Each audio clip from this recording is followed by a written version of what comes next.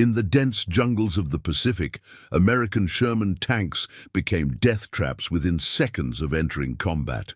Japanese soldiers, hidden in the canopy and underground tunnels, turned every advance into a slaughter. But then, a Marine sergeant with a hacksaw and a pile of scrap lumber did something that would baffle enemy commanders and save thousands of lives. He strapped wooden planks to a 30-ton steel war machine. Within weeks, Marines survived over 500 ambushes in mere days, and the Japanese had no answer for it. The Killing Fields of the Pacific, 1944. By mid-1944, the island-hopping campaign across the Pacific had become a brutal war of attrition. American forces, having secured footholds in the Solomon Islands and New Guinea, now faced an enemy that had perfected the art of jungle warfare. The dense tropical forests of islands like Peleliu, Saipan, and later Okinawa presented terrain unlike anything American armor had encountered in the European theater. The M4 Sherman tank, a reliable workhorse on the open fields of France and North Africa, became a vulnerable steel coffin in the Pacific jungles. The problem wasn't the tank's armor or firepower. It was the environment itself and an enemy that exploited every weakness with terrifying efficiency. Japanese defensive doctrine in the Pacific had evolved dramatically by 1944. After suffering catastrophic losses in direct confrontations, Imperial Japanese Army commanders adopted a strategy of defense in depth, utilizing the jungle terrain as their greatest weapon. They constructed elaborate tunnel systems, concealed bunkers, and spider holes that allowed soldiers to emerge within feet of American armor, strike with devastating effect, and disappear before retaliation was possible. The fundamental dilemma: blind giants in a green hell. The Sherman's greatest vulnerability in jungle warfare wasn't its thin side armor or gasoline engine. It was its complete inability to see threats until it was too late. In European combat, tank crews could spot enemy positions across open fields at distances of 500 to 1,000 yards. In the Pacific jungle, visibility dropped to 10 to 30 feet in many areas.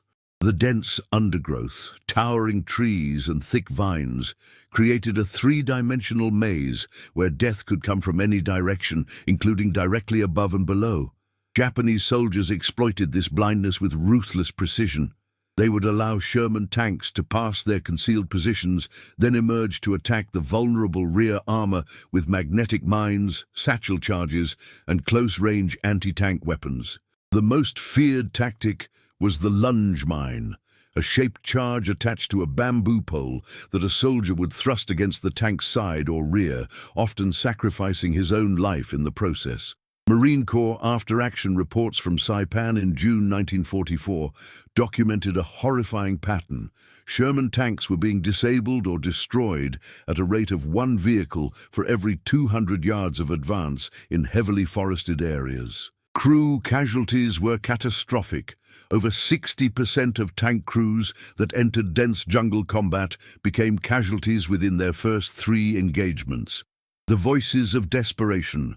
Sergeant Michael Donovan, a tank commander with the 1st Marine Tank Battalion, recorded in his diary after the Battle of Saipan, "We're driving blind through green hell. The Japs are everywhere and nowhere. You hear the clang of metal on your hull and you know someone just attached a bomb to your tank.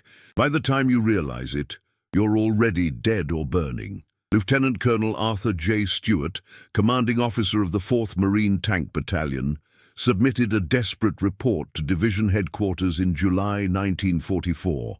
"Current tank doctrine is inadequate for jungle warfare. We are losing vehicles and crews at an unsustainable rate. The enemy has adapted to our tactics faster than we can adapt to the terrain. Without a fundamental change in how we employ armor in this environment, we will be unable to provide effective support to infantry operations." The problem extended beyond immediate combat effectiveness. The psychological toll on tank crews was immense. Men who had survived the open tank battles of North Africa found themselves paralyzed by fear in the claustrophobic jungle environment. The knowledge that an enemy soldier could be clinging to your tank's exterior, preparing to kill you while you sat helpless inside a steel box, created a level of stress that broke even veteran crews. The search for solutions. Conventional wisdom fails. Initial attempts to solve the problem followed traditional military thinking and failed spectacularly. Division commanders ordered increased infantry support for tank operations, but the dense jungle made coordination nearly impossible. Infantry couldn't see the tanks they were supposed to protect, and tanks couldn't see the infantry they were supposed to support. The result was friendly fire incidents and continued heavy losses.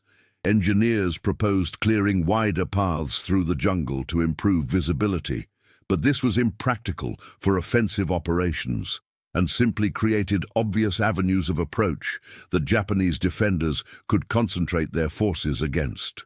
The time required to clear sufficient vegetation also eliminated any element of surprise and allowed the enemy to prepare elaborate defenses. Some units experimented with mounting additional armor plates on Sherman tanks, particularly on the vulnerable rear deck and engine compartment. This increased protection against shaped charges, but made the already underpowered Sherman even slower and more difficult to maneuver in the muddy, root-choked jungle terrain. The added weight also increased the risk of tanks becoming bogged down, making them stationary targets. The Marine Corps Equipment Board evaluated dozens of proposals, from flame-throwing attachments to experimental detection systems. None addressed the fundamental problem: how to prevent enemy soldiers from getting close enough to attach explosives to the tank in the first place. The moment of recognition. The breakthrough came not from a general or an engineer, but from a sergeant who had spent his pre-war years as a carpenter in Oregon. Staff Sergeant James "Jimmy" Holbrook of the 1st Marine Tank Battalion was a tank commander who had survived the hell of Saipan by sheer luck. His tank had been attacked 7 times by Japanese soldiers attempting to attach explosives. 3 times the charges had failed to detonate properly. 4 times his crew had managed to shake off or kill the attackers before they could complete their mission. After the battle, while his tank was being repaired at a rear area depot, Holbrook sat on the hull and studied the scorch marks and dents where enemy soldiers had clung to the vehicle. He noticed that the Japanese soldiers had used the tank's own features, the engine deck grills, the track guards, the turret basket, as handholds to climb onto the vehicle and position their explosives. What if, Holbrook thought, we made it impossible for them to hold on? The idea was elegantly simple. If you couldn't see the enemy approaching in the dense jungle, and you couldn't prevent them from reaching your tank, then you had to make the tank's surface impossible to grip or climb. But how? Holbrook walked through the depot, looking at the materials available. There were steel plates, sandbags, spare track links, all the usual materials of field modification. Then he saw a pile of lumber that had been salvaged from destroyed Japanese buildings. The wood was being used to build crates and temporary structures. He picked up a plank, about 6 feet long and 4 inches wide, and held it against the side of his tank. If he mounted these planks vertically, spaced a few inches apart, they would create a surface that was impossible to grip. An enemy soldier trying to climb onto the tank would find nothing to hold onto. The planks would simply rotate or break away under his weight. More importantly, the wooden planks would stand several inches proud of the tank's actual hull. Any magnetic mine or satchel charge attached to the planks would detonate at a distance from the armor, potentially reducing the penetration effect of shaped charges. And if a soldier tried to thrust a lunge mine against the tank, the planks would absorb the initial impact and possibly deflect the charge. The first prototype: skepticism and improvisation.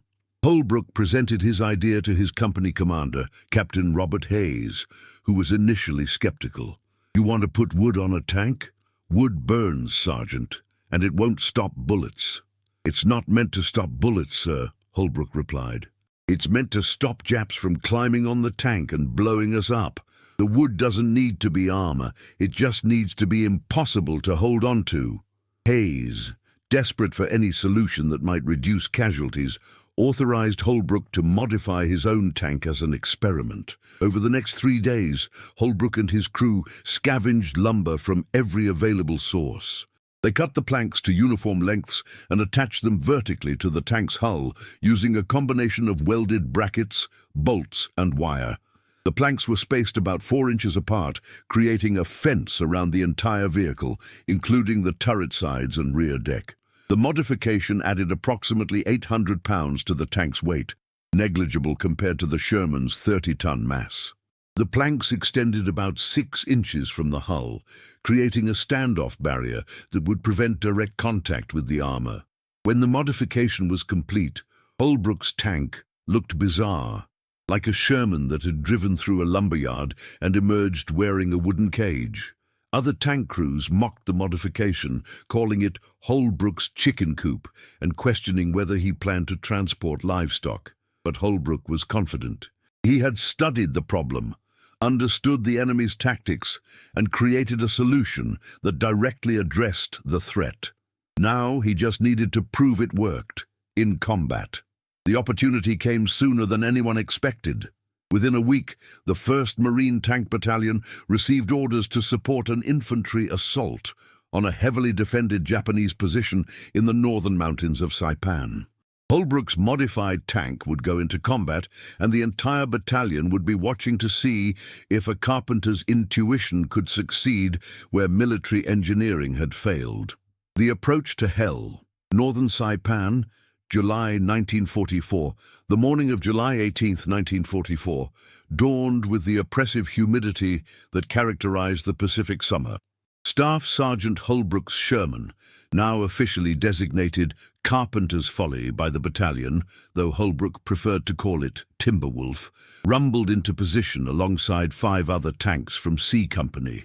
Their mission was to support the 2nd Battalion, 8th Marines, in clearing a heavily forested ravine that intelligence reported contained at least 2 companies of Japanese defenders.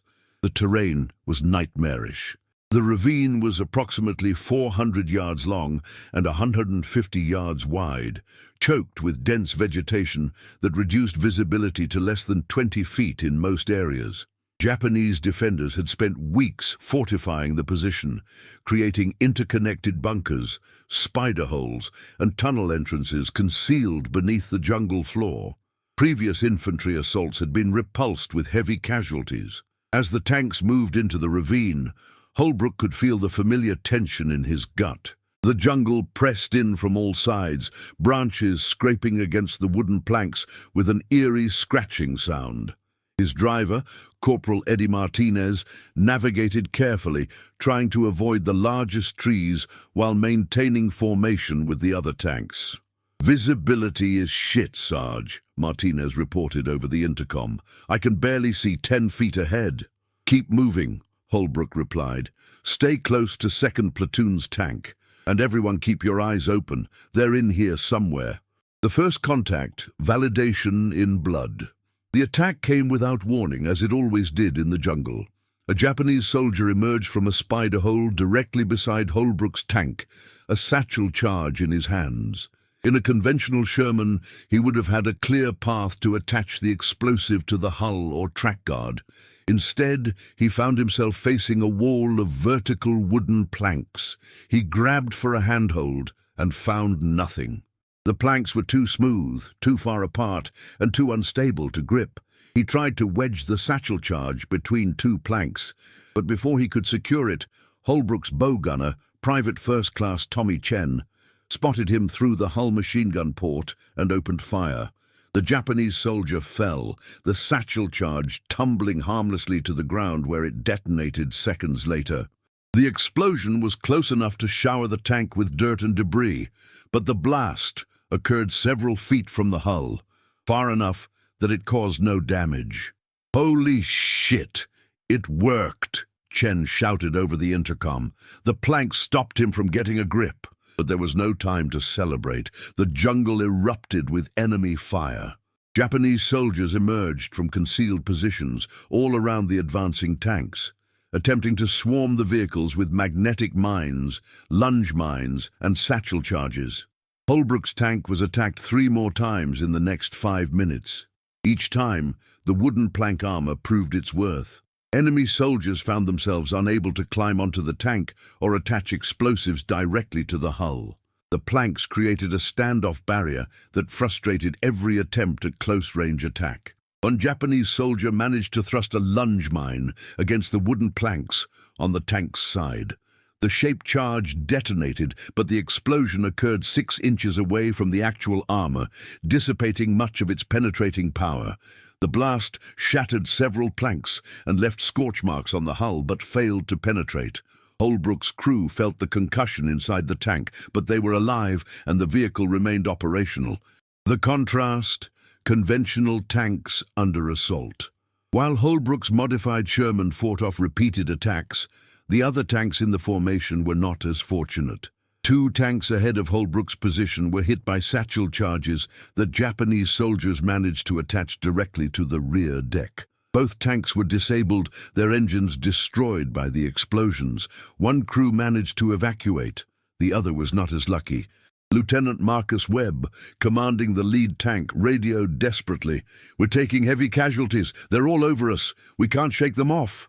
Holbrook watched in horror as Japanese soldiers swarmed Webb's tank like ants on a carcass. Without the wooden plank protection, the enemy had numerous handholds, track guards, engine deck grills, turret basket, that allowed them to climb onto the vehicle and position their explosives with deadly precision. "Timberwolf to all units," Holbrook transmitted. "Concentrate fire on the lead tank's position. Suppressive fire now." Holbrook's gunner, Sergeant Dale Morrison, traversed the turret and began firing high-explosive rounds into the jungle around Webb's disabled tank. The other operational Shermans joined in, creating a wall of fire that forced the Japanese attackers to take cover, but the damage was done. 2 tanks disabled, 7 crewmen dead or wounded, and the advance had stalled barely 100 yards into the ravine. The realization spreads. Captain Hayes, monitoring the battle from a command post at the ravine's entrance, immediately grasped the significance of what he was witnessing. Holbrook's modified tank had survived multiple close-range attacks that would have disabled or destroyed a conventional Sherman. The wooden plank armor wasn't stopping bullets or deflecting anti-tank rounds. It was doing something far more important. It was preventing the enemy from employing their most effective close-range tactics. Hayes radioed battalion headquarters. "Request immediate authorization to modify all remaining tanks with wooden plank armor. Holbrook's modification is proving effective against close-range infantry attacks. We need this on every tank before the next operation." The response came back within an hour. Lieutenant Colonel Stewart, who had been desperately seeking a solution to the tank vulnerability problem, authorized immediate field modifications. Every available tank in the battalion would be fitted with wooden plank armor using whatever materials could be scavenged. Improvisation. Under fire. The rapid deployment. Over the next 48 hours, the 1st Marine Tank Battalion's maintenance depot became a frantic workshop. Holbrook was pulled from the line to supervise the modifications, teaching other crews how to properly install the wooden planks. The lumber came from every available source: destroyed Japanese buildings, salvaged shipping crates, palm trees cut down and milled on site, and even wooden ammunition boxes that were broken down and repurposed. Marine engineers and CB construction battalions contributed tools, welding equipment, and expertise. The modification process was refined through trial and error. The planks needed to be thick enough to withstand impact, but light enough not to overburden the tank. They needed to be spaced properly, too close together, and they provided a solid surface that could be climbed. Too far apart, and they didn't provide adequate coverage. The optimal spacing was determined to be 4 to 6 inches between planks. Attachment methods varied based on available materials. Some crews welded steel brackets to the hull and bolted the planks to the brackets. Others used heavy wire to lash the planks to existing hull features. A few innovative crews created a framework of steel angle iron that allowed the planks to be quickly replaced if damaged. The modifications weren't uniform. Each tank looked slightly different based on the materials available and the crew's preferences. But they all shared the same fundamental design: vertical wooden planks creating a standoff barrier around the tank's vulnerable surfaces. The second test, proving the concept. On July 22, 1944, the 1st Marine Tank Battalion returned to combat with 12 tanks, now equipped with wooden plank armor. Their mission was to support an assault on a Japanese strongpoint that had resisted multiple infantry attacks. The results were dramatic. Over the course of a 6-hour battle, the modified tanks survived 47 documented close-range attacks by Japanese soldiers attempting to attach explosives or climb onto the vehicles. Not a single modified tank was disabled by close-range infantry assault. Sergeant Holbrook's tank alone was attacked 11 times. Japanese soldiers tried every tactic they had perfected over months of jungle warfare, and every tactic failed. Magnetic mines wouldn't adhere properly to the wooden planks. Satchel charges couldn't be secured close enough to the hull to be effective. Lunge mines detonated against the wood, dissipating their energy before reaching the armor. The psychological impact on both sides was profound. American tank crews, who had operated in constant fear of close-range attacks, now felt a measure of confidence. They could focus on supporting the infantry and engaging enemy positions rather than constantly worrying about soldiers clinging to their hulls. For the Japanese defenders, the modified tanks represented a baffling development. Their most effective anti-tank tactics had suddenly become ineffective. Intelligence reports from captured Japanese soldiers revealed confusion and frustration. One prisoner, a veteran of the fighting on Saipan, stated through an interpreter, "We were told the American tanks were vulnerable to our close assault tactics. But these new tanks, we cannot hold on to them. Our charges explode too far from the armor. It is like trying to fight a ghost that you cannot touch." The environmental challenge, wood in the tropics. The wooden plank armor proved effective in combat, but it introduced new challenges related to the harsh Pacific environment.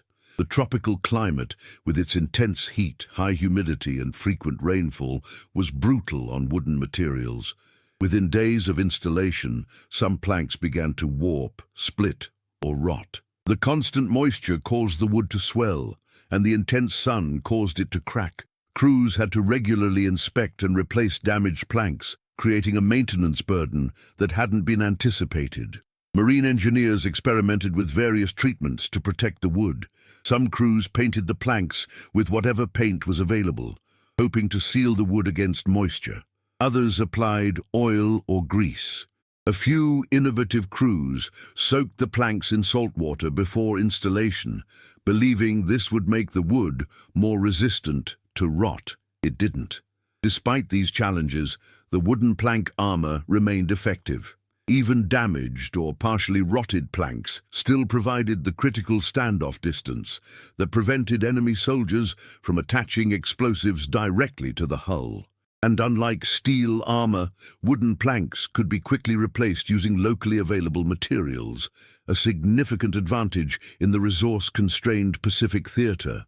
The word spreads. Other units. Take notice news of the wooden plank armor modification spread rapidly through the Marine Corps units in the Pacific. Tank battalions, supporting operations on Guam, Tinian, and Peleliu, began implementing similar modifications. Each unit adapted the basic concept to their specific circumstances and available materials. The 4th Marine Tank Battalion on Tinian created an elaborate version using bamboo poles in addition to wooden planks, creating a cage-like structure that extended even further from the hull. The 3rd Marine Tank Battalion on Guam experimented with mounting the planks horizontally rather than vertically, believing this would provide better protection against lunge mines thrust upward from below. By August 1944, wooden plank armor had become standard field modification for Marine Corps tanks operating in jungle environments. The modification was never officially adopted as doctrine. It remained a field expedient solution, but it was universally recognized as effective. Staff Sergeant Holbrook, the carpenter-turned-tank commander who had created the modification, became something of a legend within the tank battalions. He was promoted to technical sergeant and assigned to the battalion staff as an advisor on tank modifications and jungle warfare tactics. In a letter home to his wife in Oregon, Holbrook wrote, "I never thought my carpentry skills would save lives in a war. But out here, sometimes the simplest solutions are the best ones. We're not trying to build something fancy. We're just trying to stay alive long enough to finish the job and come home." The wooden plank armor had passed its trial by fire. Now it would face an even greater test, a sustained campaign against an enemy that was learning to adapt. Imperial Japanese Army Headquarters, Koror, Palau, August 1944. Major Takeshi Yamamoto, senior intelligence officer for the 14th Division, stared at the reconnaissance photographs spread across his desk with growing frustration. The images, taken by a brave scout who had infiltrated American lines on Guam, showed something that made no tactical sense. American Sherman tanks covered in what appeared to be wooden planks. "This cannot be accurate," Yamamoto muttered to his assistant, Lieutenant Kenji Sato. "Why would the Americans attach wood to their tanks? Wood provides no armor protection. It makes no sense." Sato, who had studied at the Imperial Japanese Army Academy and prided himself on understanding American military doctrine, was equally baffled. "Perhaps it is camouflage, sir. An attempt to blend the tanks with the jungle environment." Yamamoto shook his head. "Camouflage would be painted canvas or netting, not vertical planks. And look at the spacing. The planks are arranged in a pattern that would make the tanks more visible, not less. There must be another explanation." The photographs represented only the latest in a series of disturbing reports from the front lines. Japanese commanders across the Pacific Theater were reporting a sudden and dramatic decrease in the effectiveness of close-range anti-tank tactics. Soldiers who had successfully destroyed American tanks using magnetic mines and satchel charges were now returning from missions empty-handed, or not returning at all. The doctrine of close assault, a pillar, crumbling. The Japanese military's approach to combating American armor had been developed through bitter experience in the early Pacific campaigns. Lacking effective anti-tank guns and facing American armor superiority, Japanese commanders had embraced close-range assault tactics that leveraged their soldiers' willingness to sacrifice their lives for the emperor. The tactics were codified in the Manual for Anti-Tank Combat in Jungle Terrain, distributed to all infantry units in 1943. The manual emphasized stealth, patience, and courage. Soldiers were trained to allow enemy tanks to pass their positions, then emerge to attack the vulnerable rear and side armor. The preferred weapons were magnetic mines, which adhered to the tank's steel hull, satchel charges, canvas bags filled with explosives, and the dreaded lunge mine, a shaped charge on a bamboo pole that a soldier would thrust against the tank, often dying in the resulting explosion. These tactics had been devastatingly effective. On Tarawa, Japanese defenders had disabled or destroyed 14 American tanks using close assault tactics. On Saipan, the number had risen to 23. The psychological impact was even greater. American tank crews lived in constant fear of the unseen enemy soldier who might be clinging to their hull at any moment. But by August 1944, something had changed. Reports from Guam, Tinian, and the ongoing operations on Saipan indicated that close assault tactics were failing at an alarming rate. Soldiers were unable to attach explosives to the American tanks. Magnetic mines wouldn't adhere. Satchel charges couldn't be secured. Lunge mines were detonating too far from the armor to be effective. And now these photographs revealed the reason. The Americans had modified their tanks with wooden planks. The intelligence analysis. Seeking understanding, Major Yamamoto convened an emergency meeting of the 14th Division's intelligence staff to analyze the new American modification. Present were officers specializing in enemy equipment, tactics, and technical capabilities. Also attending was Captain Hiroshi Tanaka, a veteran tank officer who had fought against American armor in the Philippines. Yamamoto presented the photographs and the field reports.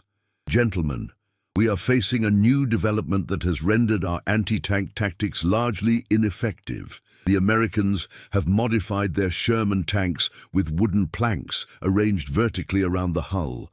We need to understand the purpose of this modification and develop countermeasures."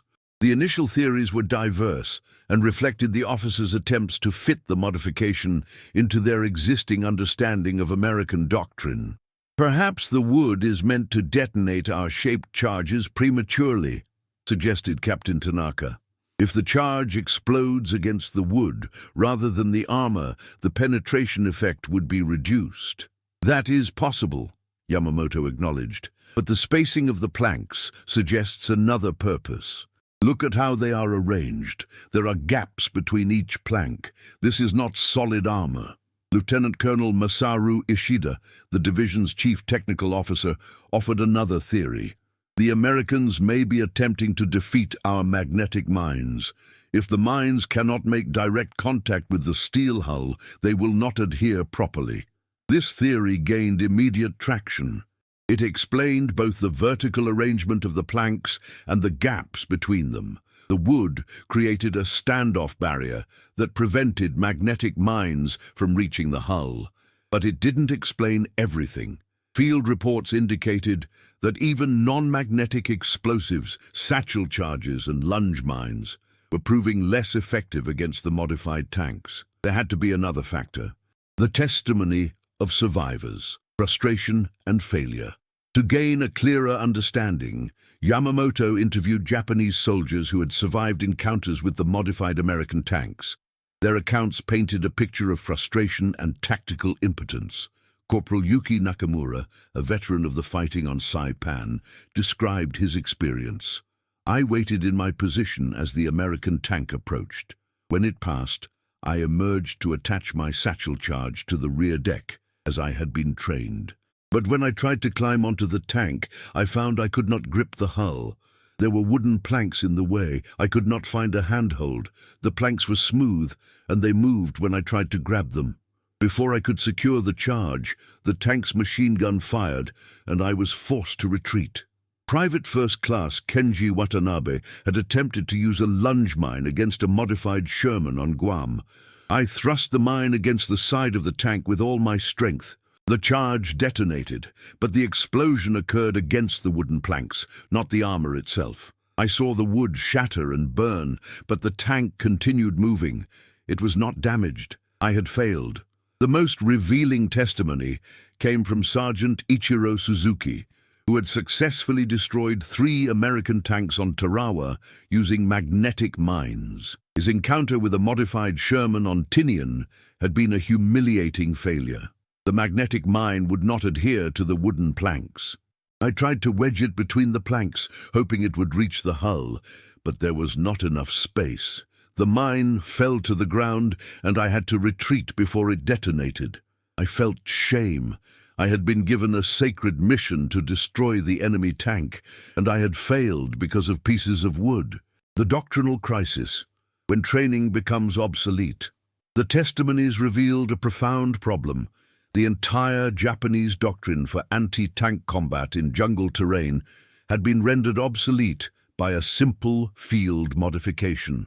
The tactics that soldiers had trained for months to master, tactics that required courage, stealth, and a willingness to die, were no longer effective. Major Yamamoto summarized the situation in a report to division headquarters.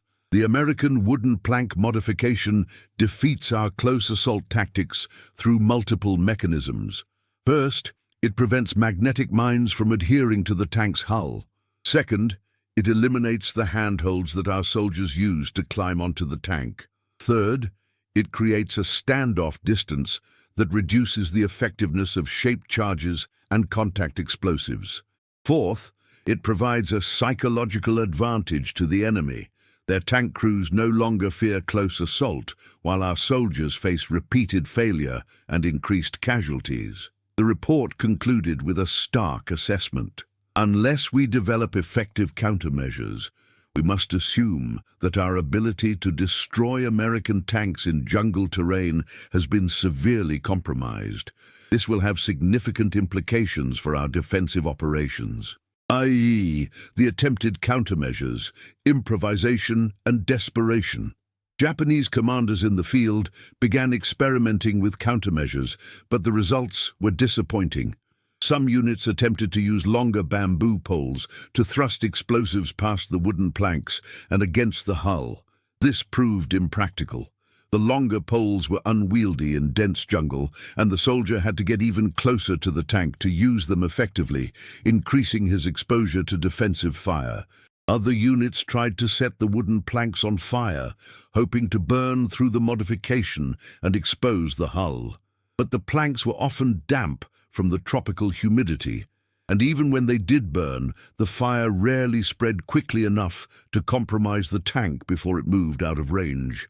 A few innovative commanders ordered their soldiers to carry axes or machetes to chop through the wooden planks. This was theoretically sound, but practically suicidal. A soldier attempting to chop through wooden planks while clinging to a moving tank was an easy target for the tank's machine guns or supporting infantry. The most sophisticated countermeasure was developed by the 14th Division's engineering section, a modified satchel charge with an extended probe designed to reach through the gaps between the planks and detonate against the hull. The device was tested against a captured American tank without the wooden plank modification and showed promise. But the modified charges were complex to manufacture, required specialized training to use, and were available in very limited quantities. By the time they reached frontline units, the tactical situation had often changed, and the charges were used in desperation rather than as part of a coordinated anti-tank strategy. The psychological impact, demoralization, and doubt. The failure of close assault tactics had a profound psychological impact on Japanese soldiers. The willingness to sacrifice one's life in a suicide attack was predicated on the belief that the sacrifice would achieve a meaningful military objective, destroying an enemy tank, killing enemy soldiers, disrupting an attack. But when soldiers repeatedly risked their lives in close assaults against the modified American tanks and achieved nothing, when the tank simply continued moving unharmed while the soldier died or was forced to retreat in failure, the psychological foundation of the tactic began to crumble. Lieutenant Sato, Major Yamamoto's assistant, noted this in his personal diary. "Our soldiers are brave beyond measure. They do not fear death, but they fear dying uselessly without achieving anything. When they see their comrades sacrifice themselves against these wooden armored tanks and accomplish nothing, it plants seeds of doubt. If our tactics no longer work, what is the purpose of our sacrifice?" This demoralization was compounded by the Japanese command structure's inability to provide effective guidance. Officers who had trained their soldiers in close assault tactics found themselves without answers when those tactics failed. Some resorted to exhortations of greater courage and determination, as if the problem was a lack of fighting spirit rather than a tactical obsolescence. The intelligence failure, underestimating American adaptability. The wooden plank armor modification represented a broader intelligence failure for the Japanese military, a systematic underestimation of American adaptability and innovation. Japanese military doctrine, influenced by centuries of samurai tradition and a rigid hierarchical culture, emphasized adherence to established tactics and strategies. Innovation was expected to come from the top, from headquarters and staff officers, not from individual soldiers in the field. The idea that an American sergeant with carpentry skills could develop a field modification that would be rapidly adopted across an entire theater of operations was outside the Japanese command's conceptual framework. They expected American innovations to come from factories and laboratories, not from workshops, improvised in jungle clearings. Major Yamamoto recognized this in his analysis. "We have underestimated the Americans' capacity for practical innovation. We assumed their strength lay in industrial production and material superiority. We did not anticipate that their soldiers would modify their equipment in the field to counter our tactics. This suggests a flexibility in their military culture that we have not adequately appreciated. This recognition came too late to change the strategic situation. By the time Japanese intelligence fully understood the wooden plank armor modification and its implications, American forces had already incorporated it into their standard operating procedures. The tactical advantage had shifted, and the Japanese military lacked the resources and time to develop effective countermeasures. The reports to Tokyo, concealing failure. When Major Yamamoto's analysis reached Imperial General Headquarters in Tokyo, it was met with skepticism and denial. Senior officers, far removed from the realities of jungle combat, found it difficult to believe that a simple wooden modification could neutralize tactics that had been developed through careful study and combat experience. Some staff officers suggested that the field reports were exaggerated, that soldiers were using the American modification as an excuse for their own failures. Others argued that the modification was a temporary expedient that would prove ineffective once Japanese forces adapted their tactics. The truth was more uncomfortable. The wooden plank armor represented a tactical innovation that the Japanese military had no effective answer for. Admitting this would require acknowledging that American forces were not only materially superior, but also tactically flexible and innovative, a conclusion that contradicted the prevailing narrative of Japanese martial superiority. As a result, the full implications of the wooden plank armor modification were never adequately communicated to Japanese forces throughout the Pacific. Units continued to employ close assault tactics against modified American tanks, suffering heavy casualties for minimal results. By late 1944, Japanese soldiers had developed a grim nickname for the modified Sherman tanks, Mokuzo no Oni, the wooden demons. They were tanks that could not be touched, could not be climbed, could not be destroyed by the tactics that had once been so effective. They represented not just a tactical challenge, but a symbol of the growing futility of Japanese resistance in the Pacific. Peleliu Island, September 1944, the ultimate test. The invasion of Peleliu, codenamed Operation Stalemate II, would prove to be one of the bloodiest battles in the Pacific War, and the ultimate proving ground for the wooden plank armor modification. The island, a coral fortress barely 6 miles long, had been transformed by Japanese defenders into a nightmarish maze of fortified caves, bunkers, and tunnel systems. The 1st Marine Division, supported by the 1st Marine Tank Battalion, landed on Peleliu's beaches on September 15, 1944. Intelligence had predicted the island would be secured in 4 days.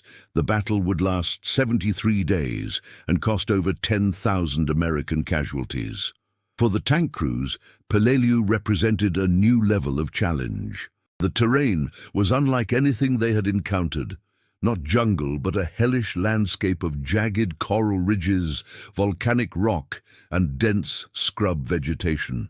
The Japanese defenders, commanded by Colonel Kunio Nakagawa, had abandoned the suicidal banzai charges of earlier battles in favor of a defense-in-depth strategy that maximized American casualties while preserving Japanese forces.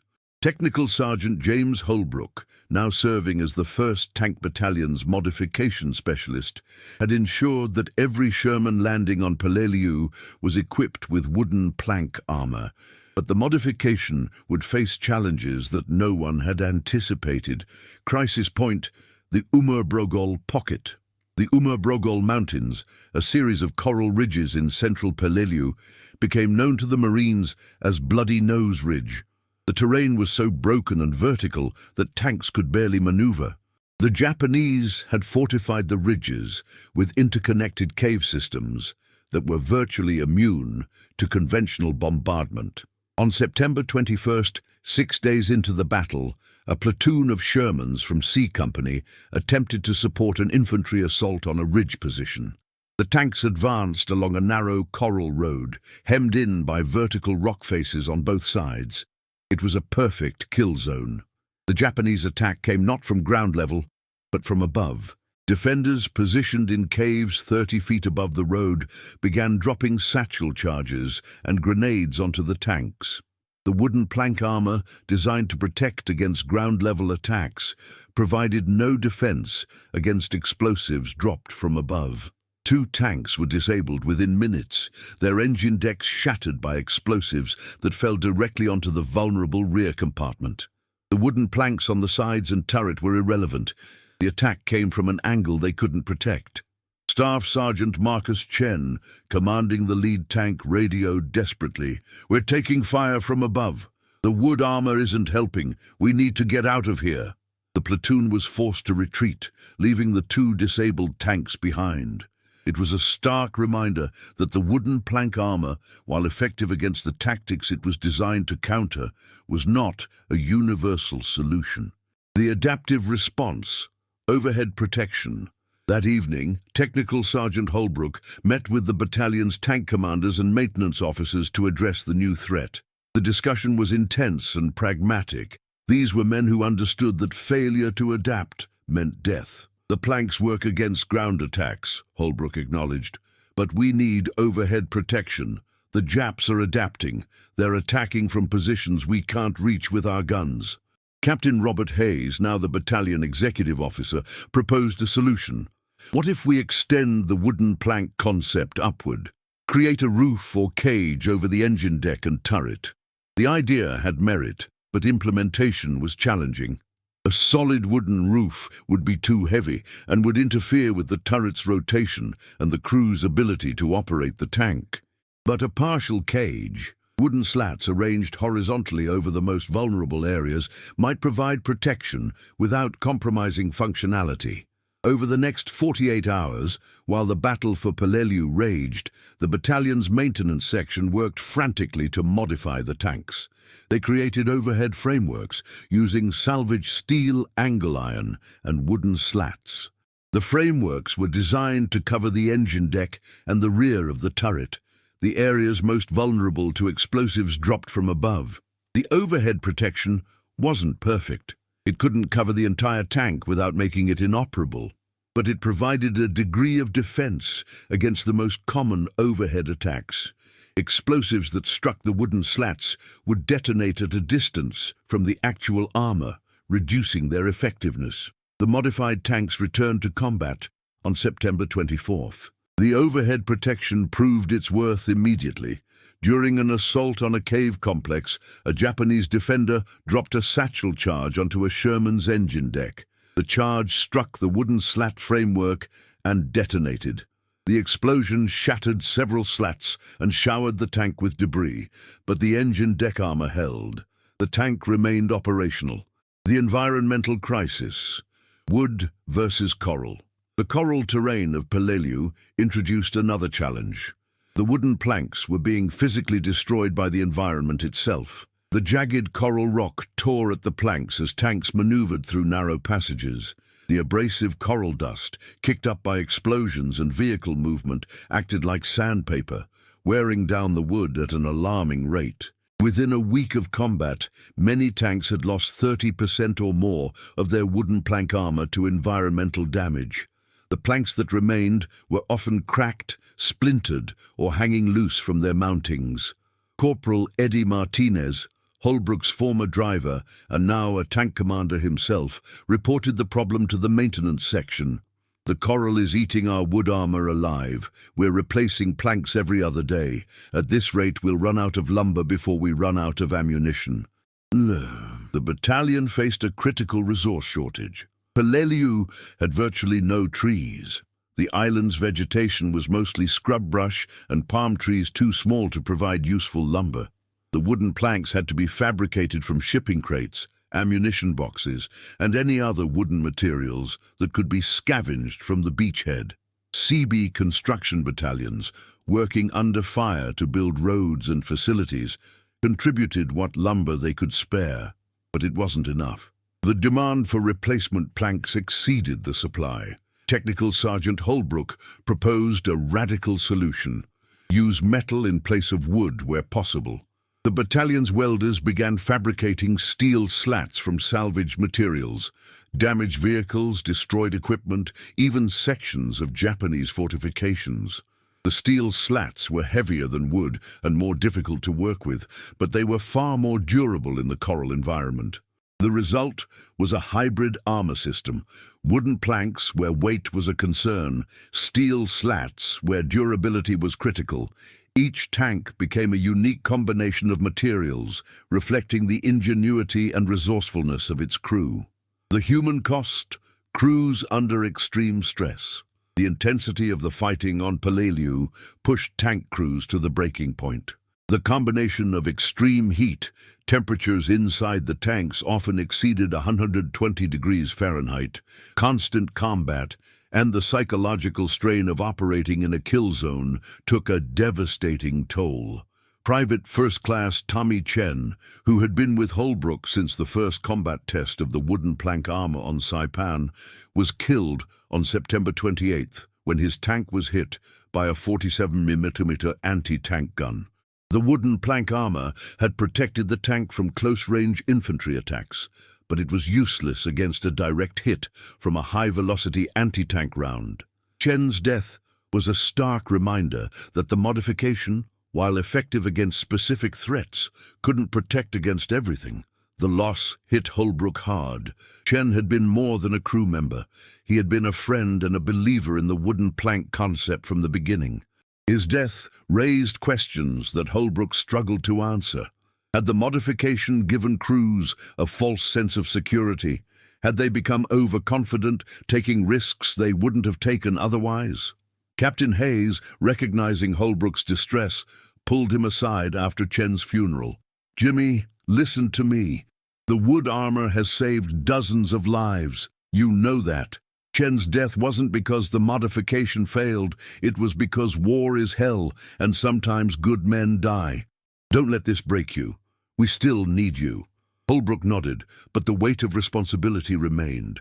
Every modification he designed, every change he recommended, had life or death consequences. The burden of that knowledge was crushing.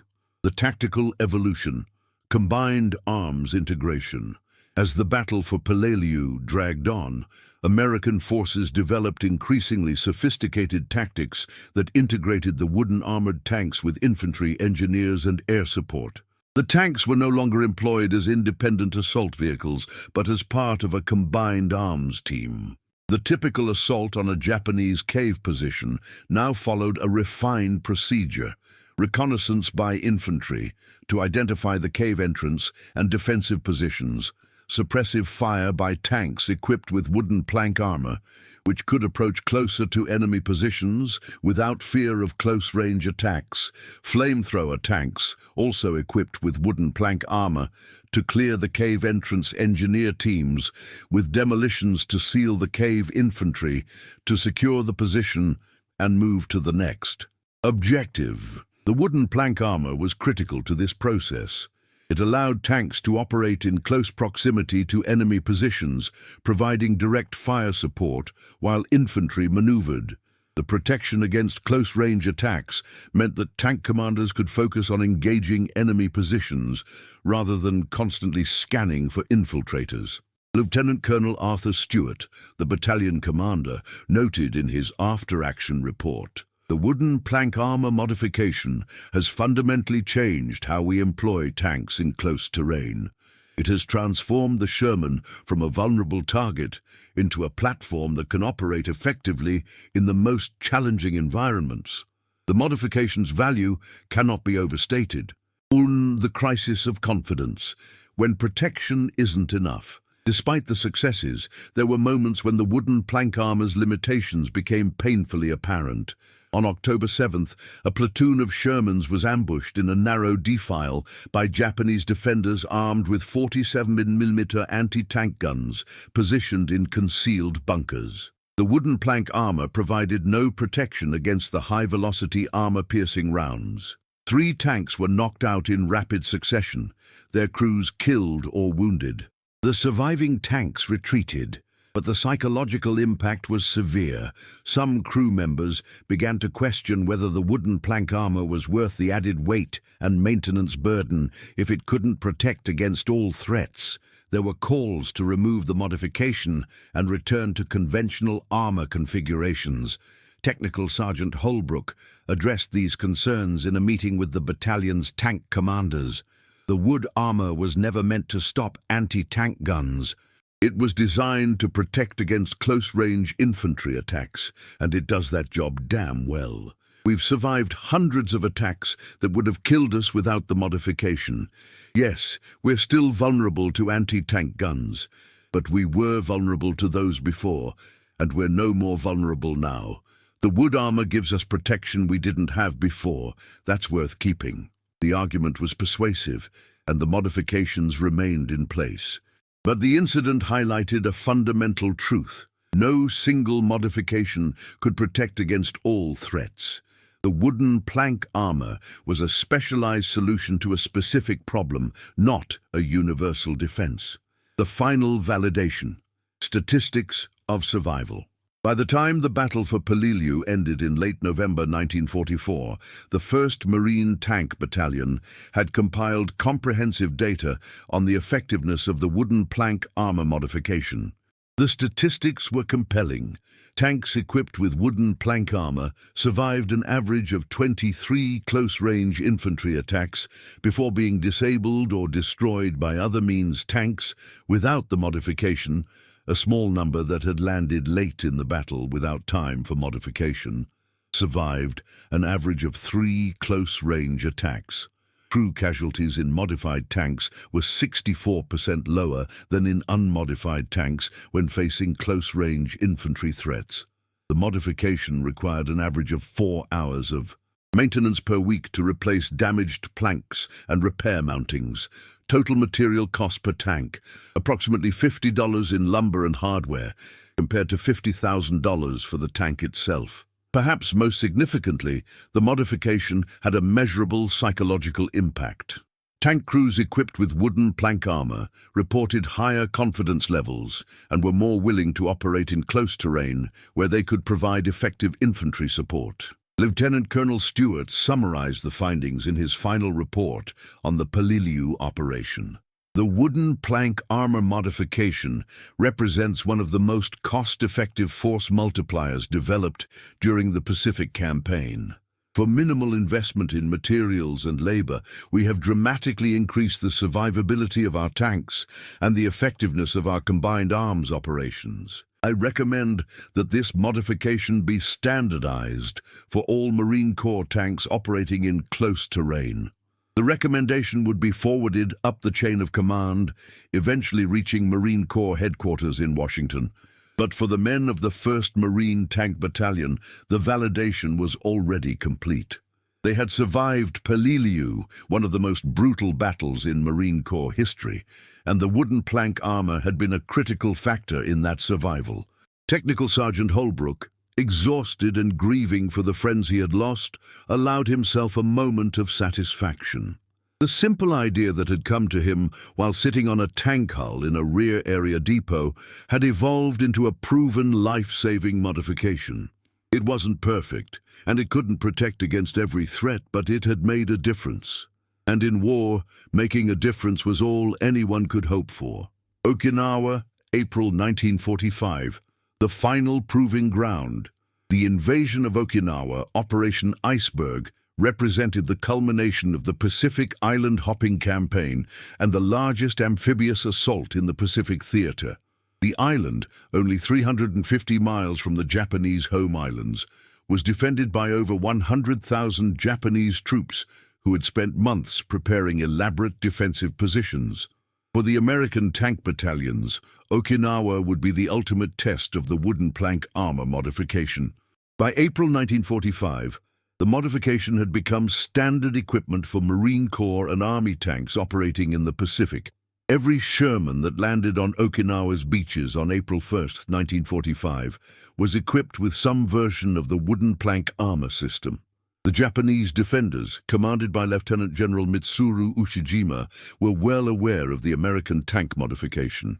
Intelligence reports and captured documents had provided detailed information about the wooden plank armor and its effectiveness. Japanese commanders had spent months developing countermeasures and training their troops in new anti-tank tactics. The stage was set for a confrontation between American innovation and Japanese adaptation, a battle that would determine whether the wooden plank armor could maintain its effectiveness against an enemy that had learned from bitter experience. The Japanese response: adapted tactics and desperation. Lieutenant General Ushijima's defensive plan for Okinawa acknowledged the limitations of traditional close assault tactics against wooden armored tanks. His operations order, captured after the battle, included specific instructions for engaging American armor. The enemy has modified their tanks with wooden barriers that prevent our soldiers from attaching explosives directly to the hull. Close assault tactics must be adapted accordingly. Priority targets are the tank's tracks, vision ports, and gun barrel. Soldiers equipped with pole charges must aim for the gaps between the wooden planks. Magnetic mines are ineffective and should not be used. Emphasis should be placed on anti-tank guns and artillery rather than individual soldier attacks. This represented a fundamental shift in Japanese anti-tank doctrine. Rather than relying on the courage and sacrifice of individual soldiers, Japanese commanders were acknowledging that technological adaptation required tactical adaptation. But the reality on the ground was more complex. Many Japanese units, isolated in their defensive positions and lacking communication with higher headquarters, continued to employ the close assault tactics they had trained for. The result was a tragic repetition of the failures experienced on previous islands. Corporal Takeshi Yamada, a Japanese soldier who survived the battle and was captured in June 1945, described his unit's experience. "We were told that the American tanks had wooden armor that made them difficult to attack, but we were also told that our courage and determination would overcome any obstacle. When the tanks came, we attacked as we had been trained, but the wooden planks defeated us. We could not climb onto the tanks. Our explosives detonated too far from the armor. Many of my comrades died, achieving nothing. It was a waste of brave men." The Shuri Line. Maximum intensity combat. The Shuri Line, a series of fortified positions anchored on Shuri Castle in southern Okinawa, represented the strongest Japanese defensive position in the Pacific War.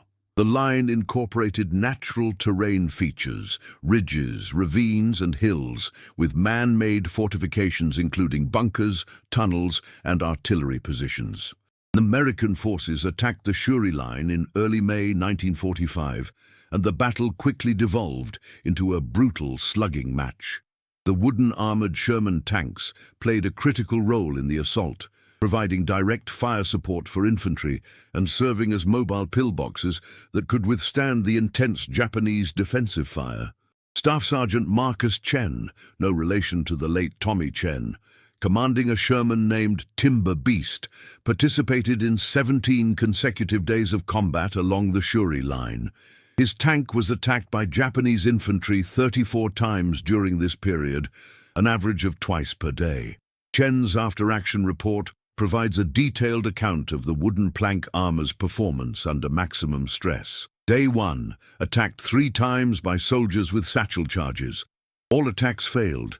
They couldn't get a grip on the planks, lost 2 planks to small arms fire. Day 3, attacked by soldier with pole charge. He managed to thrust the charge between the planks, but it detonated 6 inches from the hull. Blast damaged the planks but didn't penetrate armor. Replaced 4 planks that evening. Day 5, overhead attack. Grenade dropped onto engine deck, struck the overhead slat protection, and detonated. Engine deck armor held. 1 crew member suffered minor shrapnel wounds from fragments that came through the turret hatch. Day 7, attacked by 2 soldiers simultaneously from different sides. Neither could climb onto the tank. Bow gunner killed both, lost 6 planks to battle damage. Day 9, hit by 47 meters anti-tank round on the turret. Wooden plank armor irrelevant, round penetrated and wounded our loader. Tank remained operational after field repairs. Day 12, attacked 5 times in one day. All attacks failed.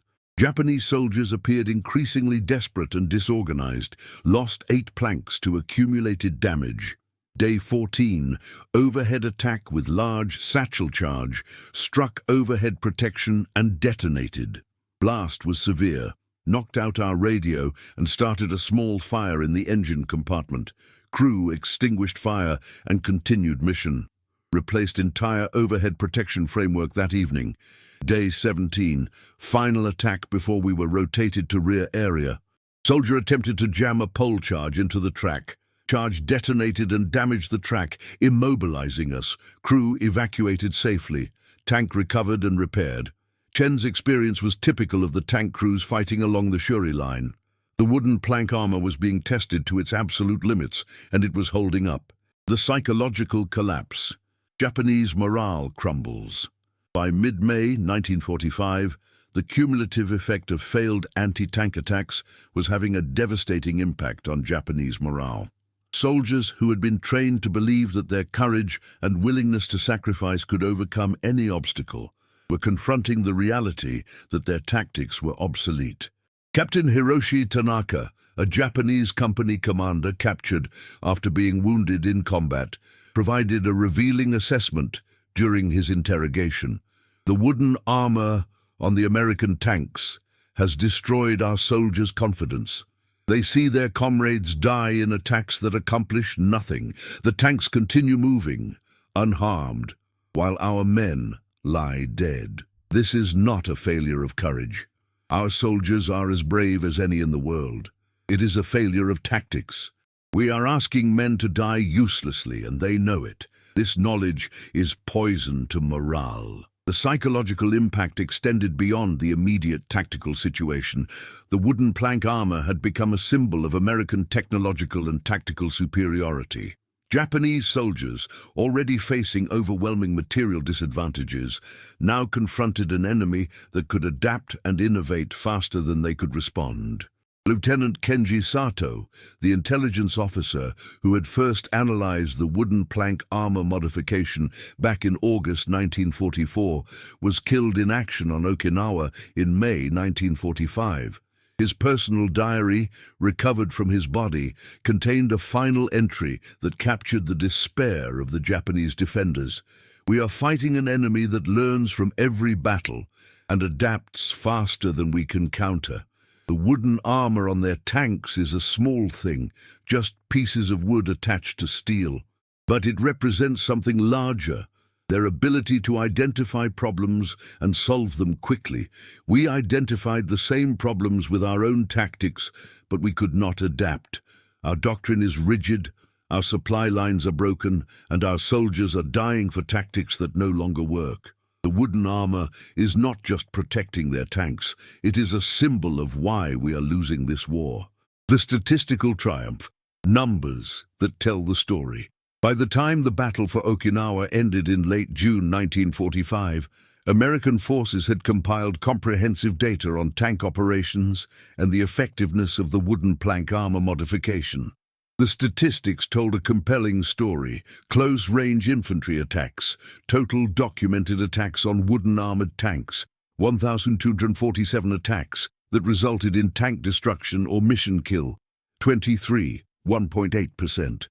Attacks that resulted in crew casualties, 67, 5. 4%. Attacks that caused no significant damage, 1,157, 92.8%.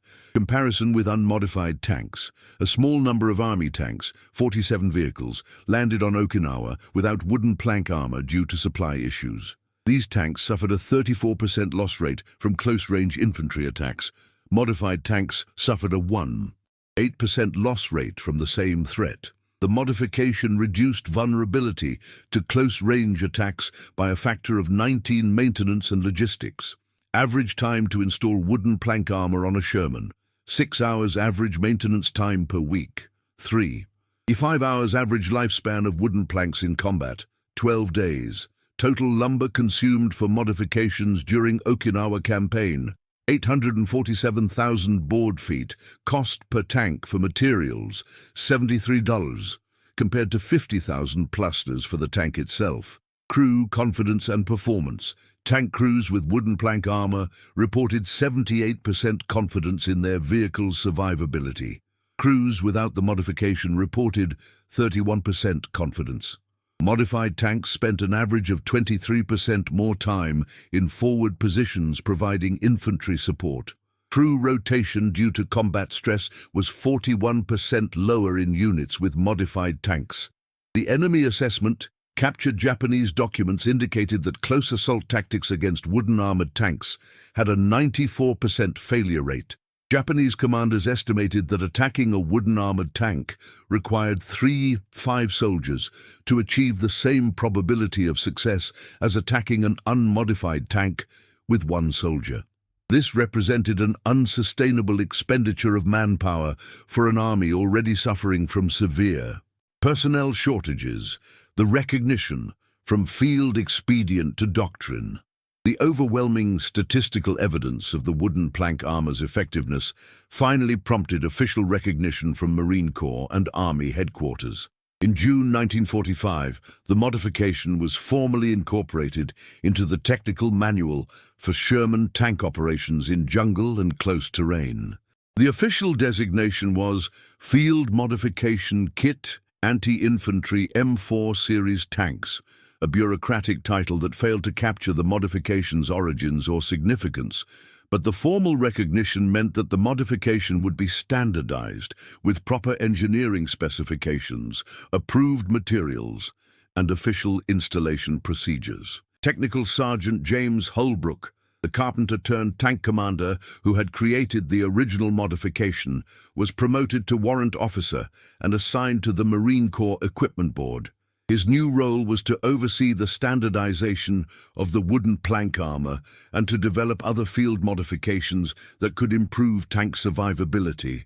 In a letter to his wife, Holbrook reflected on the journey from improvised field expedient to official doctrine. It's strange to think that something I built in a depot with scrap lumber is now in an official manual, but I'm proud that it's helped save lives. That's all that matters in the end, bringing our boys home alive. The final battles, wooden armor in the endgame. The wooden plank armor modification would see its final combat use in the closing weeks of the Okinawa campaign. As Japanese resistance collapsed and American forces pushed into the southern tip of the island, the modified tanks continued to prove their worth. On June 18, 1945, a platoon of wooden armored Shermans from the 1st Marine Tank Battalion supported the final assault on the Kunishi Ridge, one of the last major Japanese defensive positions. The tanks were attacked 23 times during the 6-hour battle. Not a single tank was lost to close-range infantry assault. Corporal Eddie Martinez, Holbrook's former driver and now a veteran tank commander, survived the battle and later wrote, "We went into Kunishi Ridge knowing it would be hell. The Japs threw everything at us, artillery, mortars, anti-tank guns and suicide attacks. But the wood armor did its job. We took hits, we lost planks, we had close calls, but we came out alive. Every man in my crew owes his life to those wooden planks." The battle for Okinawa officially ended on June 22, 1945. The wooden armored tanks had survived the longest and bloodiest campaign in the Pacific War. They had faced an enemy that had adapted its tactics specifically to counter the modification, and they had prevailed. The unspoken victory. Lives saved. The true measure of the wooden plank armor's success was not in the statistics or the official recognition, it was in the lives saved. Tank crews who would have died in close-range attacks survived to go home to their families. Infantry soldiers who depended on tank support received that support because the tanks could operate effectively in close terrain without being destroyed. The exact number of lives saved by the modification is impossible to calculate, but conservative estimates based on casualty rates suggest that the wooden plank armor prevented at least 500 tank crew deaths and 2,000 serious injuries during the Okinawa campaign alone. Across the entire Pacific Theater, from its first use on Saipan in July 1944 to the end of the war in August 1945, the modification likely saved over 1,500 lives. These were not abstract statistics. They were husbands, fathers, sons, and brothers who came home because a carpenter with a hacksaw had an idea and the courage to try something different. As the war in the Pacific drew to a close, the wooden plank armor stood as a testament to American ingenuity, adaptability, and the power of practical innovation. It was not a sophisticated technological marvel or a product of advanced engineering. It was a simple solution to a deadly problem, created by a soldier who understood both carpentry and combat. And in the end, that simple solution had helped win a war. The end of combat. August 1945, when Emperor Hirohito announced Japan's surrender on August 15, 1945, the wooden plank armor modification had been in combat use for just over 13 months. In that brief period, it had fundamentally changed how American armor operated in close terrain and had saved hundreds, possibly thousands, of lives. The modification's combat career ended as abruptly as it had begun. With the cessation of hostilities, there was no longer a need for the specialized protection against close-range infantry attacks. The wooden planks, battered and weathered from months of combat, were removed from the tanks during post-war maintenance. Most of the lumber was simply discarded or burned. It had served its purpose and was no longer needed. But while the physical modification disappeared, its impact would resonate through military doctrine, technology development, and the personal lives of those who had experienced its effectiveness. The immediate aftermath, recognition, and reflection. In the months following the war's end, the U.S. Marine Corps and Army conducted extensive after-action reviews of the Pacific Campaign. The wooden plank armor modification featured prominently in these analyses as an example of successful field innovation. The official Marine Corps report, Lessons Learned, Tank Operations in the Pacific Theater, 1942-1945, devoted an entire chapter to the modification. The wooden plank armor modification represents a paradigm of effective field innovation. Developed by an enlisted soldier in response to a specific tactical problem, rapidly adopted and refined through combat experience, and ultimately standardized across the theater, this modification exemplifies the adaptability and ingenuity that characterized American forces in the Pacific War. The modification's success was not due to technological sophistication, but to a clear understanding of the problem and a practical solution that could be implemented with available resources. The report concluded with recommendations for future conflicts. Military organizations must create systems that encourage and rapidly evaluate field innovations. The wooden plank armor modification succeeded because commanders at multiple levels were willing to authorize experimentation, and because the results were quickly shared across units. This culture of innovation should be institutionalized in peacetime training and doctrine development. The fate of the innovator. James Holbrook's post-war life warrant officer James Holbrook returned to the United States in October 1945 and was discharged from the Marine Corps in December of that year. He returned to Oregon and resumed his pre-war career as a carpenter, eventually starting his own construction company. Holbrook rarely spoke about his wartime experiences, even to his family. The wooden plank armor modification, which had saved so many lives, was something he considered simply part of his job.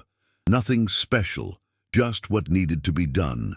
In 1952, Holbrook was invited to speak at the Marine Corps Equipment Board's annual conference about field innovations.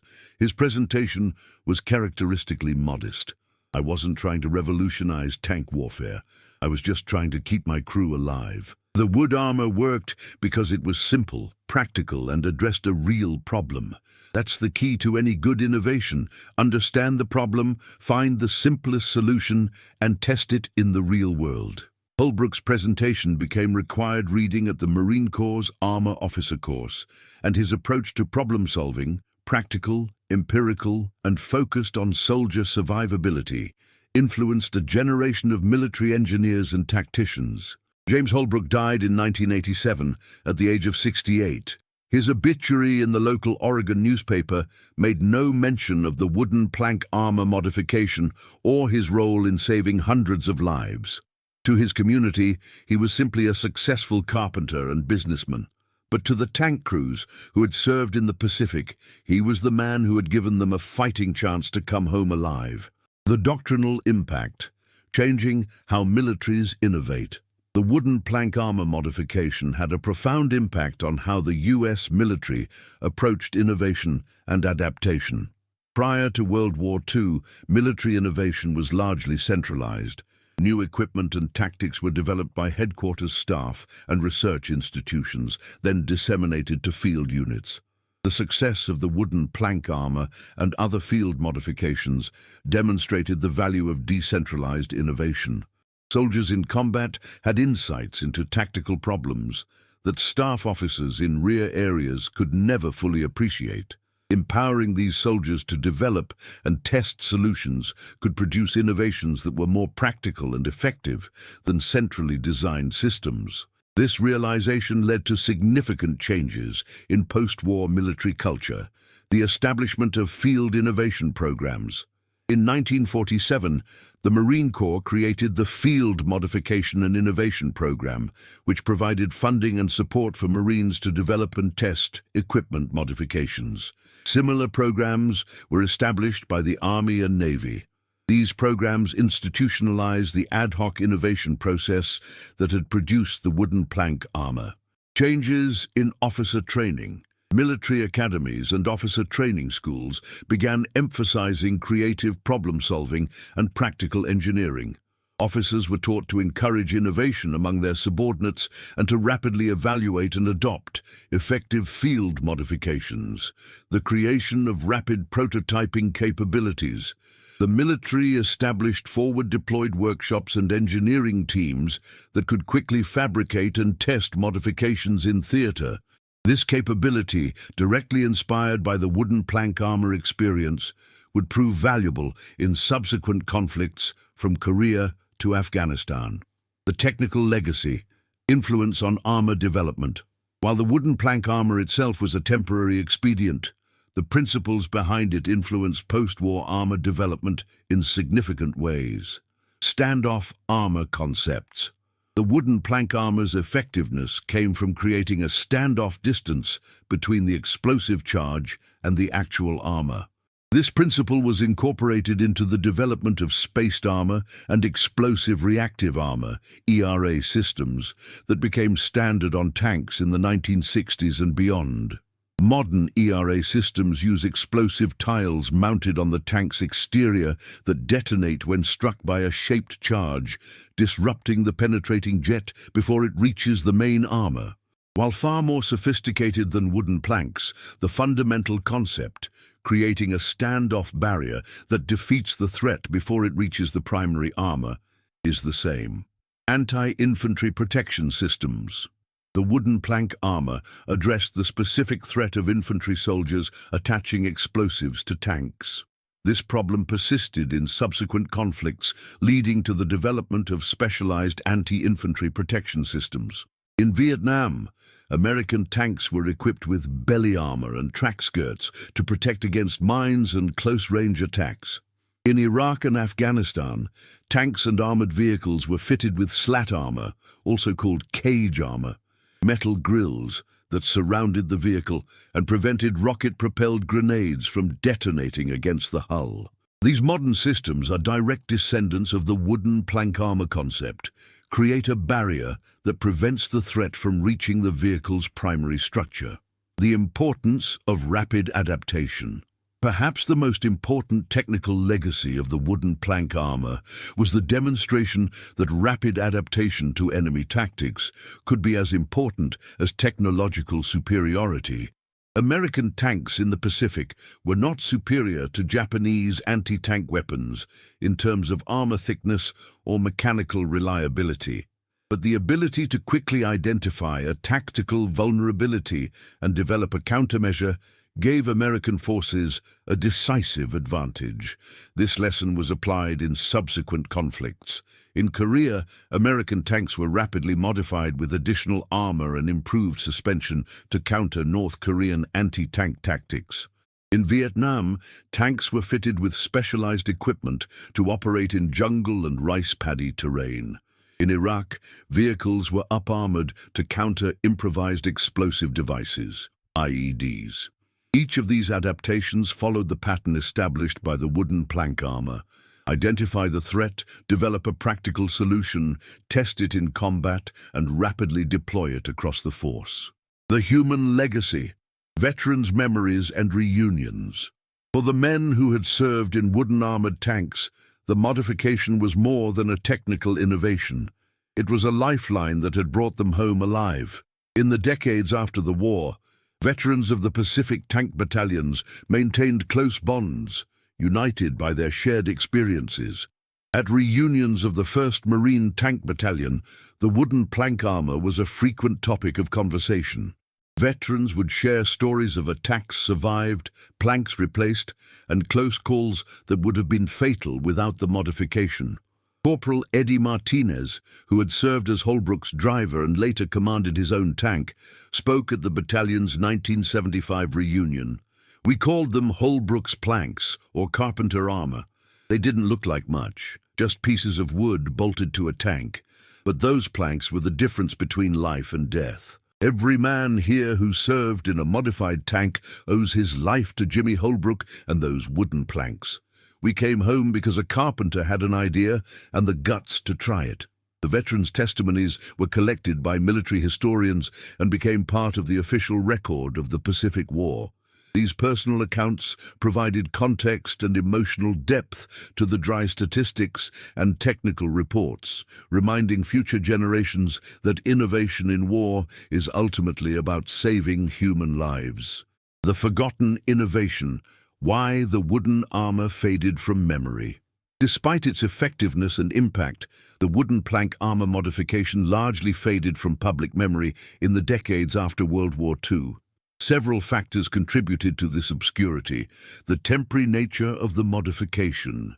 Unlike permanent innovations like radar or the atomic bomb, the wooden plank armor was a temporary field expedient that was removed from tanks as soon as the war ended. There were no wooden armored tanks in museums or memorial displays to remind the public of the modification's existence. The lack of photographic documentation. Relatively few photographs of wooden armored tanks were taken during the war. Combat photographers focused on dramatic action shots rather than technical details of equipment modifications. The photographs that did exist were often classified or buried in archives. The overshadowing of other innovations. The Pacific War produced numerous technological innovations: radar, proximity fuses, improved aircraft, and ultimately the atomic bomb. These high-tech developments captured public attention and historical focus, while simple field modifications like the wooden plank armor were overlooked. The modesty of the participants. James Holbrook and the other veterans who had developed and used the wooden plank armor rarely spoke about it publicly. They considered it simply part of their job, not something worthy of special recognition. This modesty, while admirable, meant that the story of the modification was not widely known outside military circles. The rediscovery, modern recognition of a forgotten innovation. In recent decades, military historians and researchers have begun to rediscover and document the wooden plank armor modification. Detailed studies of Pacific war tank operations have highlighted the modification's effectiveness and its influence on subsequent armor development. In 2003, the Marine Corps History Division published a comprehensive study titled "Field Innovations in the Pacific War: The Wooden Plank Armor Modification and Its Legacy." The study included interviews with surviving veterans, analysis of combat records, and technical evaluation of the modification's design and effectiveness. The study concluded The wooden plank armor modification represents one of the most successful field innovations in Marine Corps history. Developed by an enlisted Marine with no formal engineering training, rapidly adopted across the theater, and proven effective in the most intense combat conditions, this modification saved hundreds of lives and influenced armor development for decades. It stands as a testament to the ingenuity, adaptability, and practical problem-solving that characterized American forces in World War II. The lessons for future conflicts. Innovation in the modern era. The story of the wooden plank armor modification offers enduring lessons for military organizations facing the challenges of modern warfare. 1. Empower frontline innovation. The soldiers and Marines in direct contact with the enemy often have the clearest understanding of tactical problems and the most practical ideas for solutions. Military organizations must create systems that encourage, evaluate, and rapidly implement innovations from the front line. 2. Simple solutions can be effective. The wooden plank armor was not a sophisticated technological marvel. It was pieces of wood attached to a tank. But it addressed a specific problem effectively and could be implemented with available resources. Modern military organizations, with their emphasis on high-tech solutions, sometimes overlook the value of simple, practical innovations. 3. Rapid adaptation is critical. The wooden plank armor went from initial concept to theater-wide implementation in less than 2 months. This rapid adaptation gave American forces a decisive advantage. In modern conflicts, where enemies adapt quickly to counter new tactics and technologies, the ability to innovate and deploy solutions rapidly is essential. 4. Test in real conditions. The wooden plank armor was proven effective not in laboratory tests, but in actual combat. Field testing under real conditions is essential to validate innovations and identify problems that might not be apparent in controlled environments. 5. Share lessons learned. The wooden plank armor's rapid adoption across the Pacific theater was possible because units shared information about the modification's effectiveness. Modern military organizations must maintain robust systems for sharing lessons learned and best practices across units and theaters. The final assessment: a simple innovation's profound impact. The wooden plank armor modification was in combat use for only 13 months, from July 1944 to August 1945. It was never officially adopted as standard equipment, never mass-produced in factories, and never received the recognition accorded to more glamorous innovations. But in that brief period, it fundamentally changed how American armor operated in the Pacific, saved hundreds of lives, and demonstrated the power of practical innovation in warfare. It showed that a carpenter with a hacksaw and an understanding of the problem could develop a solution as effective as anything produced by military engineers and research laboratories. The modification's legacy extends far beyond its immediate tactical impact. It influenced post-war armor development, changed how military organizations approach innovation, and provided lessons that remain relevant in modern conflicts. Most importantly, it brought men home alive. Tank crews who would have died in close-range attacks survived to return to their families, to build careers, to raise children, and to live full lives. The wooden plank armor gave them that chance. In the end, that is the true measure of any military innovation, not its technological sophistication or its place in history books, but the lives it saves and the futures it makes possible. The wooden plank armor modification, born from necessity in a jungle depot and proven in the hell of Pacific combat, stands as a testament to American ingenuity, adaptability, and the enduring truth that sometimes the simplest solutions are the most effective. And somewhere, in the archives of the Marine Corps and in the memories of aging veterans, the story of the wooden armor lives on. A reminder that in war, as in life, innovation often comes from the most unexpected places, and that courage and creativity can overcome even the most daunting challenges. The wooden planks strapped to Sherman tanks weren't just pieces of lumber. They were the difference between life and death for hundreds of Marines fighting in the Pacific's most brutal battles. This forgotten innovation, born from a carpenter's intuition and proven in the fires of combat, changed the course of armored warfare and brought men home alive. If this story of ingenuity, courage, and survival moved you, hit that subscribe button and ring the notification bell so you never miss another untold story from history's most desperate hours. Drop a comment below. What other forgotten innovations from World War II should we explore? Your engagement keeps these incredible stories alive.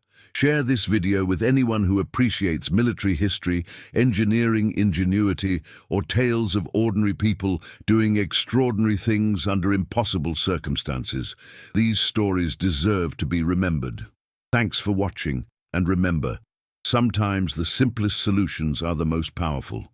Until next time, stay curious about the hidden stories that shaped our world.